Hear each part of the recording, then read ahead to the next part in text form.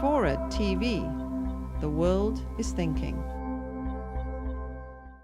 But the problem for the Republican Party is it is still essentially a Goldwater free market party oriented around maximum personal freedom.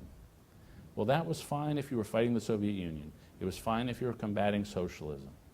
But it's not fine if you're combating an economic crisis that was in large part created by mistakes made by capitalists. It's not fine if you're combating inequality.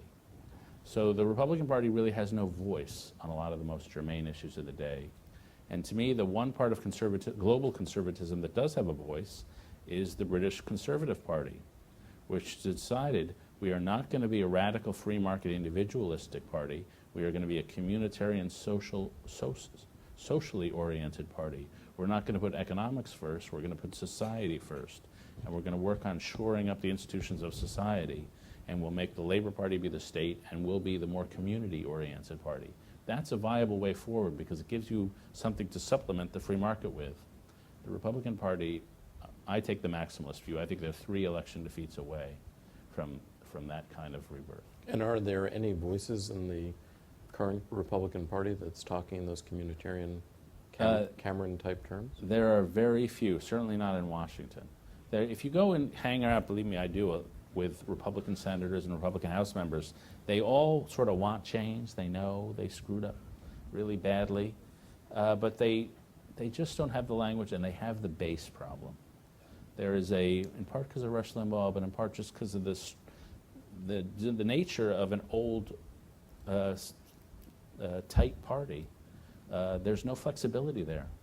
And so you look at John McCain, who was a person with a total contempt for the party process. The 2 parties have their lunches on Tuesdays in the Senate. And the Republicans go to a room, and the party leaders hand out something called the message of the week on a piece of paper. This is the thing the Republicans are all supposed to repeat all week to go on TV to hand the message. So McCain sits in the back of the room with his buddies, razzing, hurling insults, great message. He'll take the message, turn it into a paper airplane, throw it up in the air so it'll fly around. And yet when he ran for president, he turned it to Mr. Republican Message of the Week because the party just isn't ready to be flexible. It has to lose a few more elections. So I can think of a few governors, but that's why I think it's going to be a little while. Do you think that they're destined for the wilderness, or? Boy, they're not doing well right now. I mean, they're and you can't blame them. They lost the election, and it's a difficult time. But I've never seen a group of people who have less of a message or less of an agenda than these guys do right now. I mean, it's.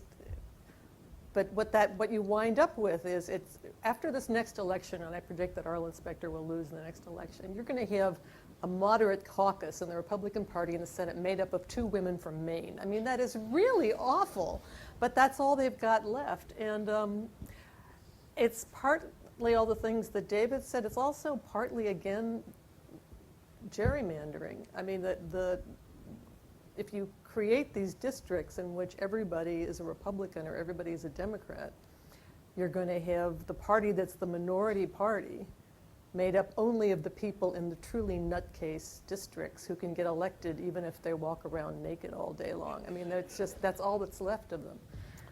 I'm trying to think of Arlen Specter naked now. Thank you for the image.